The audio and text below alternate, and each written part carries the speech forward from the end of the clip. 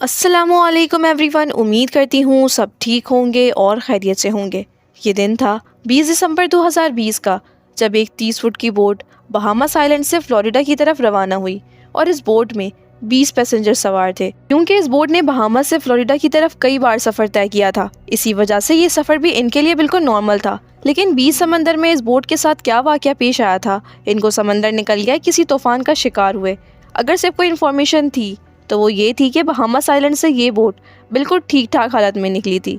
लेकिन इस इन्फॉर्मेशन के अलावा एक और इन्फॉर्मेशन भी थी, और वो ये थी कि इस बोट को बरमूदा ट्रायंगल क्रॉस करना था। जब अमेरिकन कोस्ट गार्ड को इस बात का इल्म हुआ तो एक सर्च ऑपरेशन कंडक्ट किया गया, जो उस समंदर में 4 दिन और 4 रातों तक चलता रहा। लेकिन मजाल है जब बोट का एक भी हिस्सा मिला हो।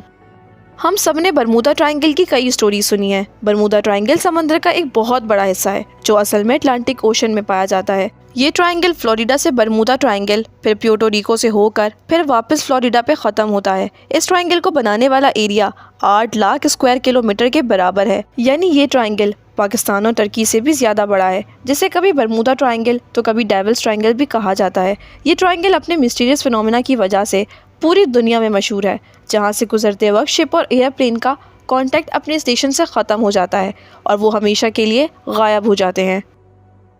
अभी तक शिप्स और एयरप्लेन्स की एक बहुत बड़ी तादाद इस ट्रायंगल में गुम हो चुकी है। आज तक इनमें से सिर्फ चंद शिप्स और एयरप्लेन्स का मलबा रिसर्चर्स को समंदर के बॉटम से मिला है, वो भी उस जगह से नहीं जहाँ पे वो आखिरी बार रडार पे शो हुई थी। जबकि दूसरों का तो ना कोई मलबा मिला और ना ही इनके अंदर मौजूद लोगों का आज तक किसी को पता चल सका है। समंदर के इस हिस्से में ताकतवर वॉर्टेक्स पाया जाता है, या यहाँ सी मॉन्स्टर और एलियन का बसेरा है। आखिर बरमूदा ट्रायंगल में कुछ एबनॉर्मल तो ज़रूर है, जिसकी वजह से ना तो ये बड़ी से बड़ी कार्गो शिप्स को छोड़ता है और ना ही किसी जहाज़ को। यहाँ पेश आने वाली एबनॉर्मल एक्टिविटीज़ का एक्चुअल रीज़न साइंटिस्ट को आखिरकार मिल चुका है। ये मामला शुरू हुआ था 1945 में, जब यूएस नेवी के 5 टॉरपेडो बॉम्बर एयरक्राफ्ट एक मिशन पर निकले थे। उनके 5 एयरक्राफ्ट में बैठे उन लोगों के लिए ये नॉर्मल प्रैक्टिस थी। लेकिन बरमूदा ट्रायंगल के एरिया में आते ही यूएस नेवी के रडार से वो 5 बॉम्बर तैयार अचानक गायब हो गए, और वो भी एक साथ, क्योंकि उस वक्त वर्ल्ड वॉर 2 को ख़त्म हुए सिर्फ चंद महीने ही गुजरे थे। इसलिए यूएस नेवी का शक था कि शायद किसी दुश्मन ने उनके जहाज़ों को गिरा दिया है। उनकी तलाश में एक और नेवी एयरक्राफ्ट भेजा गया, लेकिन हैरत अंगेज़ तौर पर वो भी बरमूदा ट्रायंगल के एरिया में आते ही रडार से गायब हो गया। और इस तरह ना ही उन 5 बॉम्बर एयरक्राफ्ट्स का और ना ही उस रेस्क्यू जहाज़ का पता चल सका। यही वो वाक़या था जब दुनिया भर में बरमूदा ट्रायंगल को खौफ की निगाह से देखा जाने लगा। इस वाक़ये से तकरीबन 10 साल पहले ऐसा ही वाक़या एक और जहाज़ के साथ हुआ था, लेकिन वो खुशकिस्मती से अपनी जान बचाने में कामयाब हो गए थे। 19 साला ट्विंस जॉर्ज और डेविड अमेरिकन नेवी में नेवी ऑफिसर्स थे। अचानक इनको अपने वालिद की मौत की खबर मिली तो इनको एक प्राइवेट एयरक्राफ्ट में बैठकर अपने होम टाउन जाना पड़ा। अभी जहाज़ को बरमूदा ट्रायंगल पे पहुंचे सिर्फ 20 मिनट ही गुजरे थे कि पायलट ने इनको बताया कि जहाज़ के तमाम इंस्ट्रूमेंट काम करना छोड़ चुके हैं। ना ही पायलट को फ्यूल का अंदाज़ा था और ना ही उसका रेडियो काम कर रहा था, और ना ही उसको ये मालूम था कि वो अभी किस डायरेक्शन में जा रहे हैं। इन दोनों भाइयों का कहना था कि इतनी ऊंचाई से भी हमें ना ही कोई शिप नजर आ रही थी और ना ही जमीन का छोटा सा भी हिस्सा जहाँ सिर्फ दूर दूर तक पानी ही पानी नजर आ रहा था। इतने में पायलट घबरा गया और बेहोश हो गया। लेकिन खुशकिस्मती थी कि जहाज में को पायलट भी मौजूद था, जिसने जहाज का कंट्रोल संभाल लिया और चंद घंटे में इस खौफनाक परवास के बाद आखिरकार उनको जमीन नजर आ गई, जहाँ जहाज को इमरजेंसी लैंड करा लिया गया। कई सालों बाद बरमूदा ट्रायंगल अपने मिस्टीरियस वाक़यात की वजह से मशहूर हुआ। तब इन दोनों भाइयों को पता लगा कि ये खुद भी इस चीज़ का शिकार हुए थे और खुशकिस्मती से बच भी गए। एक कार्गो शिप फ्लोरिडा से प्यूर्टो रिको जा रही थी, जो 1 अक्टूबर 2015 को रडार से गायब हो गई। यूएस कोस्ट गार्ड और एयर फोर्स ने कंबाइंड सर्च ऑपरेशन किया और पूरे 1 महीने की रिसर्च के बाद अल्फारो सतह समंदर से 15,000 फीट नीचे समंदर के बॉटम पर पाई गई।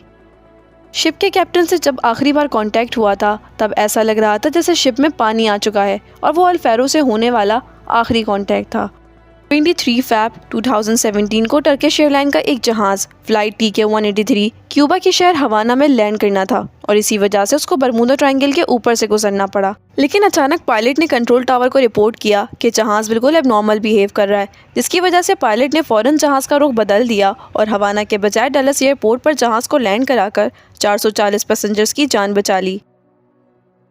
इस तरह के कई और इंसिडेंट बरमूदा ट्रायंगल के हुदूद में पेश आ चुके हैं। कई इंसिडेंट्स रिपोर्ट हुए जिनकी लिस्ट मौजूद है, लेकिन चंद इंसिडेंट ऐसे भी थे जो आज तक कभी रिपोर्ट नहीं हुए। बरमूदा ट्रायंगल की रोंगटे खड़ी करने वाली मिस्ट्रीज हर नए वाक़े के बाद एक बार फिर से लोगों के जहनों में ताज़ा हो जाती है, और हर बार की तरह इस मिस्ट्री का जवाब तलाश करने के लिए साइंसदानों की खोज एक बार फिर से शुरू हो जाती है। लेकिन इस बार साइंसदानों ने कुछ ऐसे ठोस सबूत तलाश किए हैं जिससे जाहिर होता है कि शायद वाकई ये मिस्ट्री अब सॉल्व हो चुकी है। यूनिवर्सिटी ऑफ कोलोराडो से ताल्लुक़ रखने वाली एक अमेरिकन साइंटिस्ट की टीम ने सैटेलाइट से बरमूदा ट्रायंगल की सही से जांच की, जिसमें उनको कुछ ऐसा दिखने को मिला जो आज से पहले किसी ने नहीं देखा था।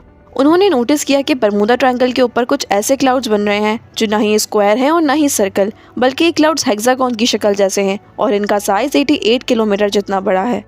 एक्सपर्ट टीम का मानना है कि शायद ये क्लाउड्स कोई आम क्लाउड्स नहीं बल्कि एयर बॉम्ब क्लाउड्स हैं, यानी जब ये अजीब किस्म के बादल बनते हैं तो इनके नीचे बहुत ही तेज़ हवा के झोंके चलते हैं जिनकी स्पीड 250 किलोमीटर पर आवर तक पहुंच सकती है। हवा के इस झोंकों की स्पीड इतनी तेज़ होती है कि ना ही इनमें कोई हवाई जहाज़ आसानी से उड़ सकते हैं, और इनकी वजह से पानी में जो लहरें बनती हैं ना ही उनमें कोई बड़ी से बड़ी शिप तैर सकती है। साइंसदानों का कहना है कि शायद बरमूदा ट्रायंगल में होने वाले हादसात की ये भी एक वजह मानी जा सकती है। उम्मीद करती हूँ आपको ये वीडियो पसंद आई होगी। If you like this video then don't forget to subscribe, like and share. अल्लाह हाफिज़ टिल द नेक्स्ट वीडियो।